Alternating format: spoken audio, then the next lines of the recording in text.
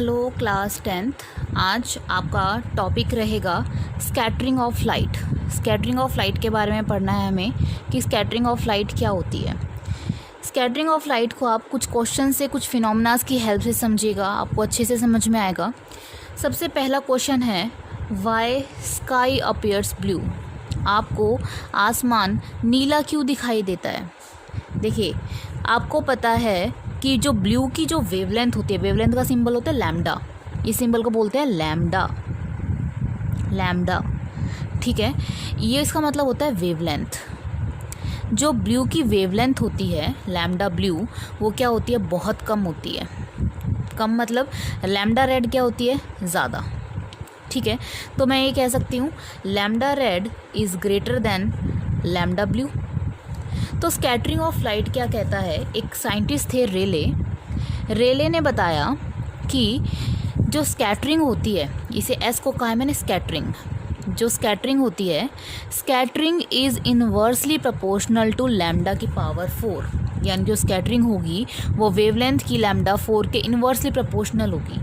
ठीक है, यानी कि जिसकी वेवलेंथ कम उसकी स्कैटरिंग ज़्यादा, यही तो मतलब हुआ। और जिसकी वेवलेंथ ज़्यादा उसकी स्कैटरिंग कम। तो अब ये बताइए कि किसकी वेवलेंथ कम है? ब्लू की। तो स्कैटरिंग किसकी ज़्यादा होगी? ब्लू की ज़्यादा होगी। यानी कि स्कैटरिंग ब्लू की ज़्यादा होगी as compare to scattering of red. That's why हमें स्काई कैसा दिखाई देता है? ब्लू दिखाई देता है। क्या होता है, कैसे दिखाई देता है? हमें पता है कि लैम्डा ब्लू की वेवलेंथ क्या होती है? कम। तो according to the Rayleigh scattering is inversely proportional to lambda की पावर 4। इनवर्सली प्रोपोर्शनल होता है, जिसकी वेवलेंथ कम उसकी स्कैटरिंग ज़्यादा। That's why sky appears blue. ठीक है, समझ में आया? अब ये काम कीजिए, अब इसके नोट्स बना लीजिए। लिखिए, as we know the wavelength of blue color is less, so according to Lord Rayleigh scattering formula, S is inversely proportional to 1 by lambda की power 4 means wavelength less and scattering more. That's why sky appears blue. Clear है? Fine. अब ये question देखिए, why sun appears reddish during sunrise और sunset? सूर्य उदय के time पे और सूर्यास्त के टाइम पे आपको रेड दिखाई देता है। अब आप कहेंगे कि भाई रेड की वेवलेंथ तो क्या होती है? कम। तो रेड की वेवलेंथ कम है तो स्कैटरिंग तो ज़्यादा, रेड की वेवलेंथ क्या है? ज़्यादा। तो स्कैटरिंग क्या होनी चाहिए? कम। तो स्कैटरिंग कम होनी चाहिए। तो अब हमें लाल क्यों दिखाई दे रहा है? ये दोनों क्वेश्चंस आपके दिमाग में एक मिसकॉन्सेप्ट क्रिएट कर देते हैं। ठीक है, तो हमें ये समझना है कि आपको कि सन रेडिश क्यों दिखाई देता है। देखिए, मान लीजिए ये आपका ओरिजिन है। ठीक है, अभी ओरिजिन है, अब यहाँ अभी आपका सन है। ठीक है, अभी सन उदय होने वाला है, सनराइज़ होने वाला है। तो आपको पता है जब सूर्य उदय होता है और जब सूर्य अस्त होगा, सन हमेशा अर्थ से सूर्य अस्त और सूर्य उदय और सूर्य अस्त के टाइम पे हमसे मैक्सिमम डिस्टेंस पे होता है। और दोपहर के टाइम में जब 12 बजते हैं तब सन हमारे बिल्कुल सर पे होता है, तब उसका डिस्टेंस जो होता है वो सबसे कम होता है ना। यही तो प्रोसीजर रहता है ना। ये सन है, ये सूर्य उदय हुआ, ये 12 बजे, और ये सनसेट हो गया। जब सूर्य उदय होता है, सनराइज़ होता है, और जब सनसेट होता है तब सन हमसे मैक्सिमम डिस्टेंस पे होता है। इतनी बात क्लियर है? ओके, अब देखो, मैंने बताया था रेड की जो वेवलेंथ होती है वो क्या होती है? ज़्यादा। वही कॉन्सेप्ट लगाते हैं। According to Rayleigh scattering is inversely proportional to lambda की पावर 4। जिसकी वेवलेंथ ज़्यादा है ना, उसकी स्कैटरिंग कम। यही तो पढ़ा है। यानी कि जो लैम्डा रेड होगा, अगर लैम्डा रेड ज़्यादा है तो स्कैटरिंग रेड की क्या होगी? कम होगी। अगर स्कैटरिंग कम होगी, स्कैटरिंग मतलब बिखरना, जो चीज़ कम बिखरेगी वो ज़्यादा डिस्टेंस ट्रैवल करेगी, है ना। आप देखिए, अगर आपको 1 किलोमीटर डिस्टेंस पे जाना हो और आपके पास 2 टैप हैं, 2 टैप में एक में पानी बहुत फुल स्पीड से आ रहा है, एक में पानी थोड़ा कम स्पीड से आ रहा है। एक में पानी ज़्यादा स्पीड से बिखर रहा है और एक में कम स्पीड से बिखर रहा है।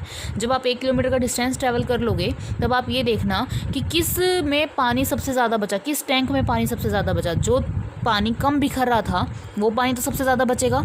यानी कि जो चीज़ कम बिखरती है वो ज़्यादा दूर तक पहुँचती है है ना। जो चीज़ कम बिखरेगी वो ज़्यादा दूर तक पहुँचेगी। तो यहाँ पर बाकी सारे कलर क्या होंगे, बिखर चुके होंगे, पर जब इंसान यहाँ खड़ा है, धरती पे खड़ा है, उसको जो मैक्सिमम डिस्टेंस पे जो इंसान अर्थ पे कोई खड़ा है उसको कौन सा कलर दिखाई देगा, रेड दिखाई देगा। That's why sun appears reddish during sunrise और सनसेट। समझ में आया।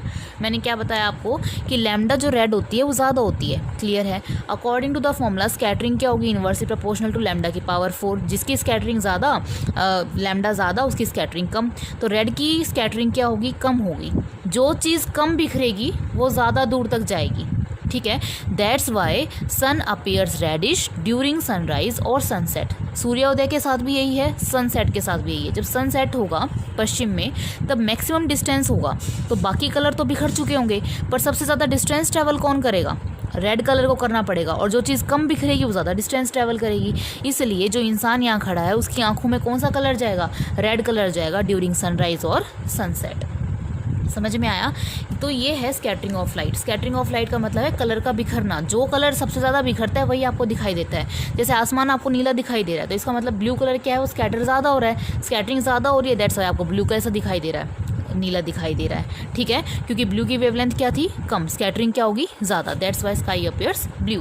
अब एक काम कीजिए, इसके नोट्स बना लीजिए, साथ साथ लिखिए why sun appears reddish during sunrise और सनसेट। लिखिए ड्यूरिंग सनराइज और sunset the sun is at maximum distance from the earth surface. As we know the wavelength of red colour is more, so according to रेलिंग scattering formula S is inversely proportional to lambda की power 4। देखिए हमें पता है sunrise और sunset के time सूर्य हमसे maximum distance पे होता है अर्थ की सरफेस से, और हमें ये भी पता है कि रेड की वेवलेंथ ज़्यादा होती है। तो स्कैटरिंग फॉर्मूले के हिसाब से स्कैटरिंग क्या होगी, लिस्ट होगी। और जो चीज़ लिस्ट डिस्टेंस ट्रैवल करेगी, मतलब जो चीज़ कम बिखरेगी वो ज़्यादा डिस्टेंस ट्रैवल करेगी। It means red colour scattered list and the color with scattered list covers maximum distance. That's why sun appears reddish during sunrise and sunset. यही रीज़न है कि सन हमें सूर्यास्त के टाइम पे और सूर्योदय के टाइम पे लाल दिखाई देता है, क्लियर है। फिर एक क्वेश्चन और आता है, एक क्वेश्चन और करते हैं।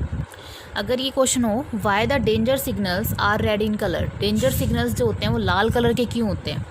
अब आप देखिए फिर से वही, अब रेड की जो वेवलेंथ है वो क्या है, ज़्यादा। According to formula scattering is inversely proportional to lambda की पावर 4, तो इसकी स्कैटरिंग क्या होगी, कम। और जो चीज़ कम बिखरेगी वो ज़्यादा दूर तक जाएगी। तो इसलिए जब ड्राइवर या कोई भी व्हीकल को ड्राइव कर रहा होगा तो उसे दूर से ही पता लग जाएगा कि यहाँ लाल सिग्नल है, इसका मतलब वहाँ कोई खतरा है, कोई डेंजर है। तो इसलिए सेम फॉर्मूला जो आपका सनराइज़ और सनसेट में आपने अप्लाई किया, सॉरी रेडिश ड्यूरिंग सनराइज और सनसेट किया, वही आपको इसमें करना है। लिख लीजिए, इसके साथ साथ नोट्स भी बना लीजिए। Why the danger signals are red in colour, when we are at maximum distance from the red signals we are able to see red signals because as we know wavelength of red colour is more, red colour की wavelength क्या होती है, ज़्यादा। So according to Rayleigh scattering formula S is inversely proportional to lambda की power 4। It means red colour scattered least and the colour with scattered list covers maximum distance, that's why colour of danger signal is red. Clear है। Okay students, एक ये topic है, ये जो अभी मैंने सारे क्वेश्चंस कराए ये आपके एनसीईआरटी के क्वेश्चंस थे, सीबीएसई में बार बार रिपीट होते हैं। कभी आपसे पूछा जाता है why the sky appears blue, why the danger signals are in red in colour, and why sun appears reddish during sunrise और सनसेट। तीनों दो जो हैं वो आपके सेम है। Why the sky appears blue का सेम वही रेले स्कैटरिंग। देखो अब हर जगह रेले स्कैटरिंग आपकी एप्लीकेबल नहीं होती, उसकी कुछ वैलिडिटी है। क्या validity, condition for validity of Rayleigh scattering formula. देखिए if x is very very less than lambda, what is x, what is lambda. Lambda तो आपको समझ में आ गया होगा, वेवलेंथ, ठीक है। x का मतलब है, अब देखो लाइट स्कैटर्ड कर रही है, आपको पता है हमारे एटमॉस्फेयर में डस्ट पार्टिकल्स हैं। अगर डस्ट पार्टिकल का साइज़, ठीक है, अगर डस्ट पार्टिकल का साइज़ वेवलेंथ से कम है तो आपकी लाइट स्कैटर्ड करेगी, रेले स्कैटरिंग फॉर्मूला आप लगा पाओगे। बट अगर x का पार्टिकल का साइज़ वेवलेंथ से ज़्यादा है तो रेले स्कैटरिंग आपकी अप्लाई नहीं होगी।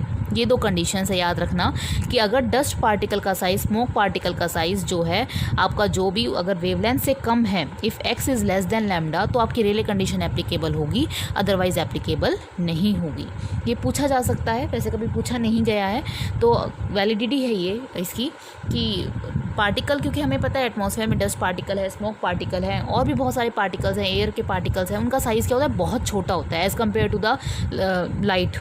पार्टिकल की वेवलेंथ के मुकाबले बहुत कम होता है। अगर ऐसा है तो आपको आपकी वैलिडिटी अप्लाई होगी, रेले स्कैटरिंग अप्लाई होगा, अदरवाइज़ आपके रेले स्कैटरिंग अप्लाई नहीं होगा। ओके स्टूडेंट्स, आज के टॉपिक में हमने पूरा स्कैटरिंग ऑफ लाइट के टॉपिक कवर किए और उसके ऊपर 3 क्वेश्चंस और उसकी वैलिडिटी के बारे में पढ़ा। अगर आपको अभी भी कोई डाउट है तो मुझसे आप पूछ सकते हैं। Thank you so much.